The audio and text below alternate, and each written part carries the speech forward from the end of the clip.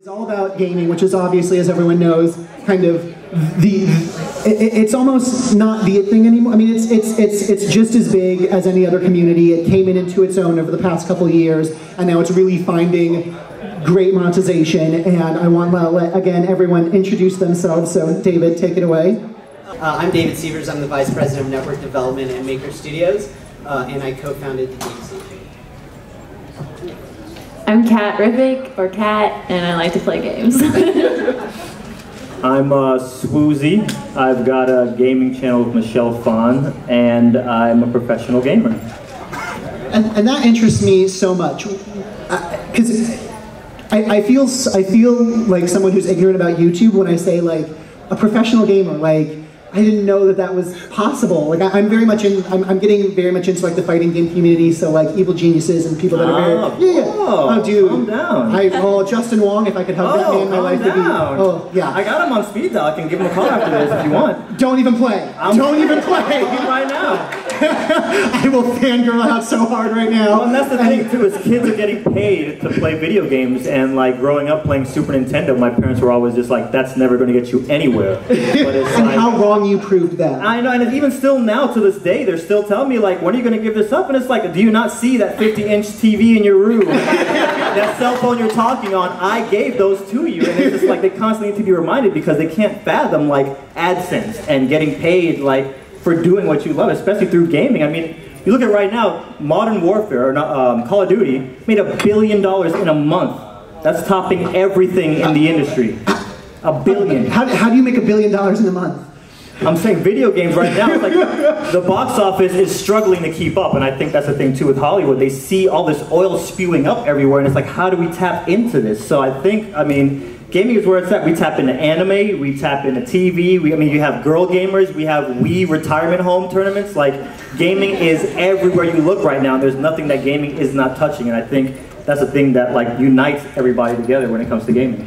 So what games do you play professionally? Professionally, Dead or Alive is a fighting game. A little bit of Geometry Wars and a sprinkle of Dance Central. Like, I will cut a rug. Like, Kevin, we have some parties here this weekend, right? Yes. Okay, y'all will see my Dance Central moves on the dance floor. But yeah, no, just mainly Dead or Alive is a fighting game, and pretty much whatever I have a passion for. That's the main thing about professional gaming. You can't just say, I'm pro in Mario Kart if there's no tournaments. Right. Like, you have to have those tournaments that are going to pay out. There's about 150 professional gamers right now in North America. Worldwide, you've got a few more. I mean, you know, StarCraft is doing its thing. PC is really getting big, and leagues are forming up. So, I mean, if you want to make money playing video games, if you're skilled enough in that right game that's popular enough at the right time, it's there for you. So how did you then transition from being, you know, a professional gamer into YouTube? Like, how do you use YouTube to kind of advance what you're doing? It was a very organic kind of start. I was doing videos before YouTube came along. And then when I got a call from DirecTV, because I had won some online tournaments, and they were like, listen, we're looking at your stats here, and we want to fly you to San Francisco. And I was like, okay, what's the catch? No catch. You fly over here, and you play on TV. And it's like, okay, well, I can't afford a hotel room and a flight. Like, they literally pay for everything. And you get there, and you play your video game. And for me, it started with just online. I had won a bunch of tournaments online. So that's kind of how I got out there. With you guys, it could be anything. You could be writing blogs, you could be on stream, you could be on Ustream or even Twitch. And so the right person sees you and it's like, listen, we want to fly you to this event. And that's pretty much how it started for me. I mean, you literally can just sit at home in your bedroom and get noticed. And I think that's the beauty of YouTube and the kind of things that we're doing. That's so interesting that you say that, because I feel like gamers are the new vloggers or something. Because everyone's like, oh, I vlog in my bedroom and I play video games in my bedroom. David, I want to move on to you, because kind of adding on to, you know, you founded the Game Station, and so what was your whole inspiration and kind of goal, I guess, in bringing gaming to YouTube and setting up YouTube in a way where gamers could, you know, take advantage of it? Yeah, I mean, I wouldn't say that I brought gaming. Okay, yes, you did not found, I want to clarify, you did not found gaming community on YouTube, but I mean, like, in the way that you started a network that served gaming. Yeah, and I think that's what it was that we wanted to serve the gamers. At the time, gaming was in kind of a rough spot on YouTube. It had kind of been like this... I mean, when you started the Game Station, it was illegal to put gaming content up on YouTube. it's kind of like this back alley like piece of YouTube that was huge, but like it wasn't on the homepage. You couldn't get monetized on it. You couldn't get partnered if you were a gamer? Exactly, yeah. You could submit maybe to one website, but then they own your content and they maybe pay you for it if they chose to put it up. And we didn't feel that that was a good, strong ethos for the people who are making this type of content. At the end of the day, the majority of the network isn't professional gamers. Most of the people who are making gaming content on YouTube are really just kind of like everyone else on YouTube. They found something that they really love to talk about and love to share about, and they figured out how to put it on and add their own little personal twist to it. And so we wanted to figure out, how do we build a support system for that makes sense? How do we empower these guys to own their own career, own their own brand? And that was basically at the heart and soul of what we were doing.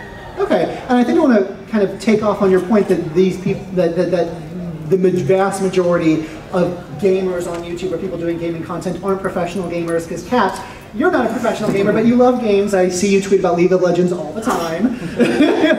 So, like, as kind of an independent partner, as not a professional gamer, how did you come into gaming and decide to, put it up on YouTube?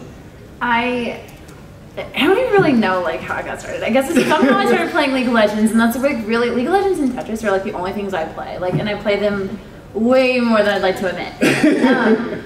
And I discovered that there was this whole gaming world. I had no idea until about a year ago, and so then I kind of started to dabble in it, started to play. I was really bad, so I wanted to play more. So I guess in the last 2 months, I really discovered how there's just how there's YouTubers, there's these professional gamers that stream online and they post videos online or on YouTube, and it's really fascinating to me. Just like it was when I discovered YouTube vlogging and all that stuff. It was so fascinating, so new. Well, there's these gamers who play StarCraft and League of Legends and WoW, and they stream and they get 20,000 viewers at the moment, just watching them for hours, and they're playing ads every 20 minutes. They're playing 4 ads, and they're making so much money. And it's crazy, and I'm just wow, how did I never know this existed? And to get that kind of viewership, you have to be really good. But I'm not going to get that. Well, I mean, you obviously have to build it up. Yeah, but I've noticed that recently they've started getting onto these gamers who weren't really on YouTube and weren't really on Twitter or anything like that. In the last 2 months, I've just noticed a ton of them getting on there and just starting to post their content on YouTube, and it's starting to get a lot of views. It's just, so they're I don't know, they're starting to do both. They're streaming and they're posting on YouTube, and I was just well, I figure I don't know if it's just kind of starting to I don't know, they're starting to cross, so I'm just trying to get in on that. I'm I don't know, I really I just started streaming, so I get 100 people watching me play a game that they have no idea what I'm doing because it's just my YouTube fans, but eventually I'll start to get some League of Legends players watching, and I'm starting to meet people in the community, and I don't know, it's so interesting to me. How different is the streaming versus the making the video? What kind of experience difference? The streaming is interesting because it is that Big Brother type feel. It's their webcams are on for 12 hours at a time, and they get up and they go get, or sometimes 24 hours. They just they get up, they eat in front of the camera, they're playing their game, they're talking to their girlfriend on the phone. I mean, it's you see everything in their life, and they're just getting paid to stream it, and tons of people are watching, and it is crazy, and it creates this psycho intense fans that are just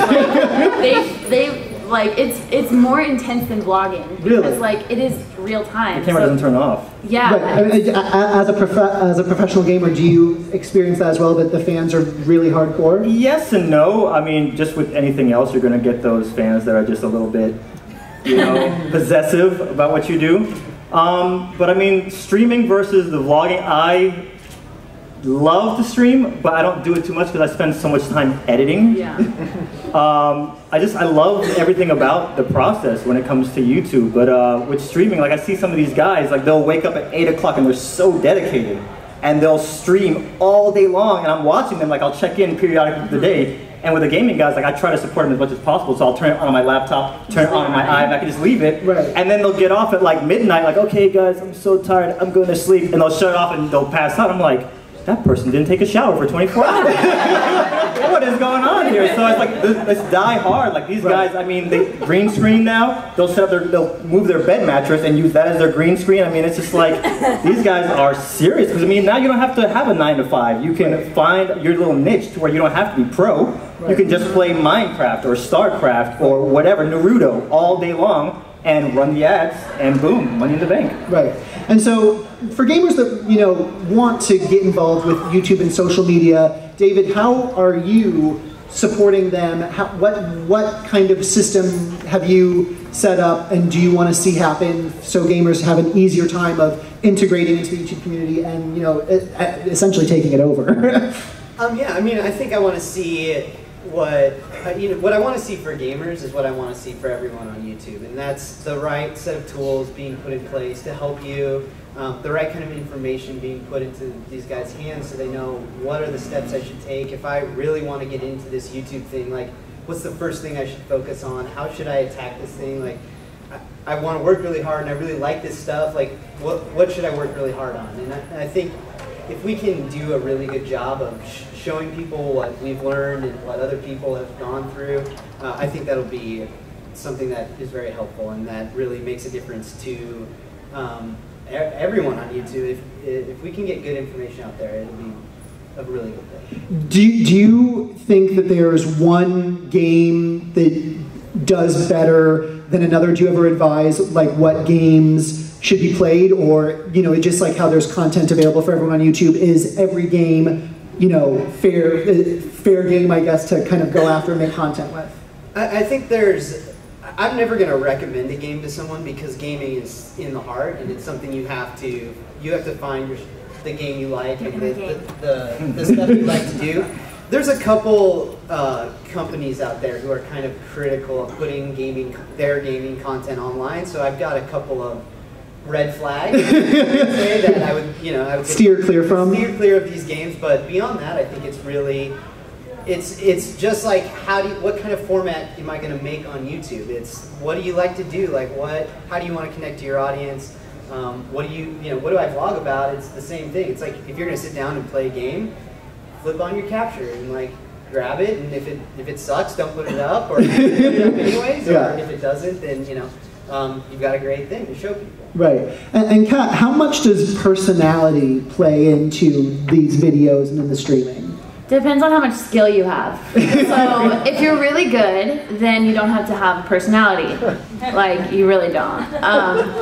But if you're not as good, then you have to be entertaining. So you kind of have to have a little more personality if you're not as good like some people. So. All right, fair enough, fair enough. I mean, like, personality, I think for like guys on YouTube that like post videos, I guess it is important because like if they're not seeing you like streaming, they see you, right, because you have a webcam. But if you're just screen capturing like a game, you gotta like be somewhat entertaining, or else right, it's like, okay, I'm just watching you do like really boring stuff and right, it's like uninteresting. But I don't know. I mean, of course you have to have personality too, but right. If you're better, they're more forgiving. So. And kind of speaking about streaming, I think everyone's really familiar with, how you monetize YouTube and the different ways you can monetize YouTube. But for streaming, is that much more of a beast for monetization? Because I feel like people value like videos based on the view count. But for streaming, I feel like one person watching for 3 hours is more powerful than maybe, a bunch of people watching for a minute or something. I just really want to... I mean, it kind of is. I think there's more of a focus on ads now with the streaming, because it's almost like a gold rush, because people are like, oh my gosh, I can get paid now. Because with everybody wanting to get on AdSense, everybody can't. Like, I've seen some people with 8 subscribers get, AdSense and, on the partner. But with Twitch and stuff, like literally they're just handing it out like just free coupons. Like, here you go, everybody go make money. So, I mean, it was like, even now, people are like literally blowing up my Facebook, like, yo, tell people to watch my stream, Swoozie. And then, like they were saying, like they put them ads up back to back to back to back. And it's good money, like for anybody that's not familiar with how to get paid. It's literally like direct deposit. It's like playing Sims, where you see that money just appear at the top of the screen. That's what it's like, but in real life. So, I mean, it's a powerful beast, and I think there's much more of a focus on the ads and them making that revenue on stream, because it's a little bit more newer than it is with YouTube. Right. I think it also depends on who it is doing it. True. Streaming is a lot better for players because they don't have to edit and they don't have to take True. time out of their day to do anything. Yeah. And they're going to be playing and practicing anyway, so them being able to flip on a stream just helps them make money while they're practicing. Other people who aren't maybe as good at the games probably aren't going to be as popular streamers. The streaming is really like learning the person's strategy. What do they go through to practice? It's a little bit more hardcore, dedicated. Trying to get better at the game. Yeah, trying to increase your skill. Whereas maybe over on YouTube and this isn't like an exclusive rule. There's obviously plenty of overlap, but I think over on YouTube it's more personality driven, audience building, connection, things like that go on around the YouTube side. And with the Game Station, what kind of best tips and tricks do you see for creating a successful gaming channel? And for the successful gaming channels that you have right now, like what about them makes them so appealing? Yeah, I mean, on YouTube, always and forever, the key rule is going to be format, right? Like if you can build your format that you can do repeatedly, that connects with an audience, that makes a lot of sense and isn't going to kill you doing it, you're going to be in really good shape. So that's kind of the first place I steer people. And then, for the guys we have right now at the top, it's so personality driven. Like, I think of our top channel in Blue Zephos, and these guys are like, they're like their own reality show. The camera's off. Like these two guys, when you're around them, are the funniest people like I've ever seen. And watching them interact with each other and the way they do that, it's very funny and personality driven. I think personality, just like on the rest of YouTube, makes a big difference in gaming. And kind of relating, because gaming I feel like is new YouTube, and kind of relating something to old YouTube, are brands interested in gamers? I mean, is there kind of, because so many YouTubers kind of go after brand deals and support themselves on brand deals, but with gamers they're kind of playing a game or whatever, and it's not the traditional like sketch or vlog or whatever. Is there a I don't know, like a lag from brands wanting to get involved with gamers, or is it? I think there's just a lack of understanding on YouTube in general about how to really connect a brand to the YouTuber, and there have been a lot of people out there who've done some really good work to help bridge that gap. I think the demo of the gaming audience is very in demand, so I don't see a lack of people who are interested. I see a lack of someone there to help bridge the gap, and so I think as we continue to teach these guys about format, the importance of building something that you can bring a brand into without diluting who you are and what you're doing, you'll see more of that, I think. Very cool. And kind of going back to tournaments you were talking about, is the audience at the tournaments, or the people that go to tournaments, are they really active in YouTube? Do you see when you go to tournaments people with cameras like spectators? Like spectators or stream monsters. They stay on the spectating end of the spectrum. But it's like anything you can do to help out as a gamer. Like it's such a crazy community in the sense, like even to touch on what you were just talking about, that's what they look at. They look at the spectators. So if I am, I don't know, Coke, and I'm looking at these numbers from Evo, Justin Wong is playing, and I see 80,000 people watching at one time, my thing is, how do I get my product in front of all these people's eyes right now? And they're willing to pay a lot of money because they have that money, but they don't have the creativity. Right. So it's like, all right, they'll come to us now. They'll say, okay, Swoozie, we'll give you $20,000. And that's not a fake number. Like I've gotten that on a video from YouTube. On a single video? A single 3-minute video. I'm not going to say which one. Oh. But I've gotten, that shut my parents up for a long time. So it's just like, they see these numbers and it's like, okay, well you get around $100,000 or 100,000 views on some of these videos, like, can you get our product in front of 100,000 eyes? And I was like, yeah, okay, if you can promise that, we'll cut you a check for 20K. Now we have some ideas, but we want to hear yours first. So that I'll sit there, okay, well you can do this with this game or this with that game, and we can kind of do it like this. And I don't know if you guys are aware, I saw Fred get just like demolished one time. He did a sponsored video where it was very clear, like, hey guys, look at this cup. These guys want me to talk about this cup. And it was just like hundreds of thousands of, you're a sellout, blah, blah, blah, blah, blah. And a lot of us YouTubers are getting sponsored, but we have to find creative ways of doing that. And to hire you up on the food chain, like, Do you find that you have the creative control, though, to make a video that is entertaining and genuine and, you know, serves the audience while still being branded? It depends, because again, with those people with the money, like you'll have, I think Niga Higa was talking one time where there was a brand who wanted him to delete all of his videos in order to get with them, and it's like the people that came to me, they were like, listen, you have 100% creative control, and that's like unheard of for somebody in my position. Like a guy in his bedroom with his camera, like I'm a one-man production team, and these big companies are coming to me. This is not like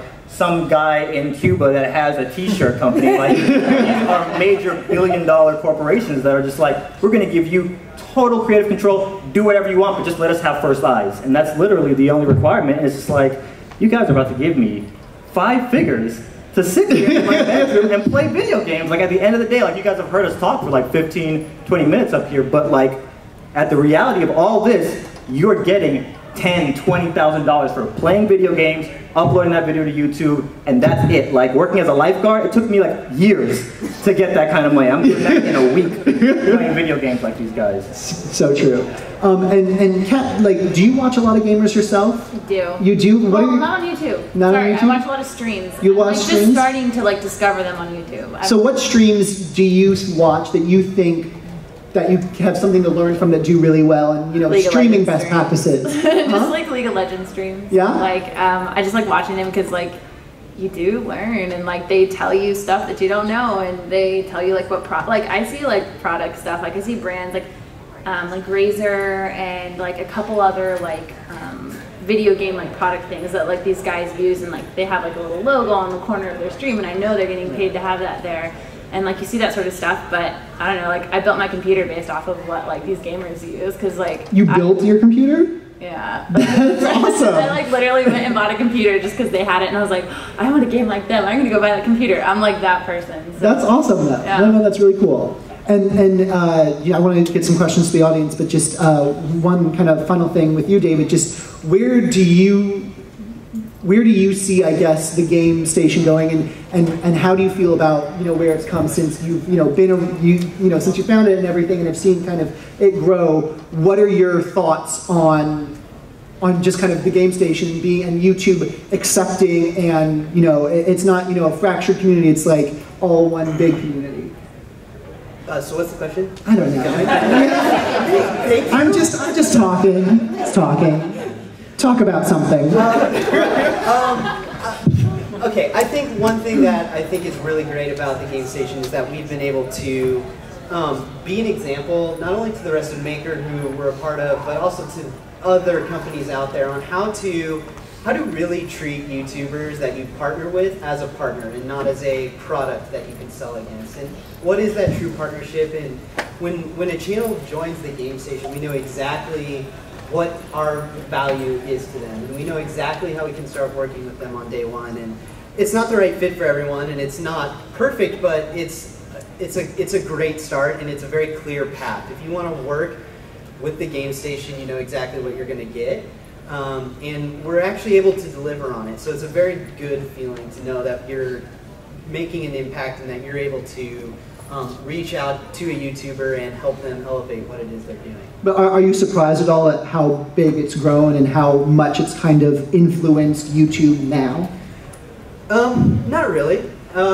It's small in my mind compared to I'm not saying it's the biggest thing in the world, I'm just saying. I think, you know, I'm very grateful. I do feel very lucky. My story, even to be in LA right now, is just a crazy. I mean, like I stayed in Europe. I was going to say, are we going to pull back the curtain? I was, you know, and so I feel very lucky and very honored, and I feel like what we have worked for and what we've worked towards is not something to be taken for granted. Right. So yeah, it feels great. But we're definitely not done. We're definitely going to keep doing what we're doing. Right, so I have one final question for all of you before I try and take some questions from the audience. Where do you see then the future of gaming on YouTube? Like what's going to happen the next year with what games are going to be most popular, how many more people are going to get involved, how much more kind of brand integration is going to happen, anything related to the future of gaming? I would look for a game developer in the next year or so to like really kind of put their foot in their mouth with their community. I think these guys are just starting to get what this whole YouTube thing is, and I think some of them are really great and really embracing it, and I think some of them just don't get it and are gonna really make a huge mistake over next year. I think, you know, brands getting involved is obvious. I think as we just continue to educate the world on what it is we're doing, that people are more interested, and I think it'll definitely continue to grow. And Halo's going to drop, so that'll be a big game of the year, I think. Yeah? I mean, kind of what he said is like, I think like more brands are going to get involved, become more normal, and like for a long time, like people watching like gameplay. Do you think every YouTuber is going to get a gaming channel? I mean, I think it's like headed that direction, just because like it's kind of just a trend, and like I don't know, like the more these kids see it, the more they're like, oh, I want you to have a gaming channel. It's like because they see someone else do it, and so they like want it more. So I guess the demand's a little bit is like probably rising a little bit. So the views will probably go up, and it'll just I don't know. I think it's gonna become more popular. That's a lot. Very profound, I know. I think it will depend on like some of the games that are going to come out, because it's really hard to predict just where it's going to go, because gaming is evolving so fast. I mean, we might hear about the next Xbox this year. We might hear about the next PlayStation this year. There's like a lot of things that potentially could go down that it could. I mean, here's the thing, like, I think Hollywood, once they figure out how to tap into that oil, like a lot of us are going to just have that oil just raining down on our faces. Because, I mean, it's making so much money, and it's, I mean, when you have movies like Transformers making 200, 300,000, Harry Potter, Hunger Games, like all these movies coming out that are making so much money, and gaming is kind of just looking down like, all right, y'all aren't on my level yet. Like, let me know in about a year after Blu-ray and DVD sales, y'all are up here. So I think once the right people kind of tap into gaming the way it needs to be tapped into, y'all are going to see like a lot of carbon copies. That's where I predict it's going to go. I mean, it could happen. Like the Jersey Shore kids, they're great. They're awesome on TV. They've got a lot of personality. But I'm sure a lot of you could jump on Xbox Live right now and meet kids that are 10 times more in your face. So I think kind of touching back on what you're talking about with the personality in gaming, I think once you find that right fusion, it's going to be pandemonium on TV. That's awesome. I'll say one more thing too, which is like the rise of Zynga is very interesting, and the Kinect having a mostly older and more female target is very interesting. I think gaming is growing by definition. Outside the traditional demographic. Totally, yeah. And so I think that's very interesting. You know, my wife, the number one thing she wanted for Christmas was a Kinect, and I was like, I'm supposed to ask for the video.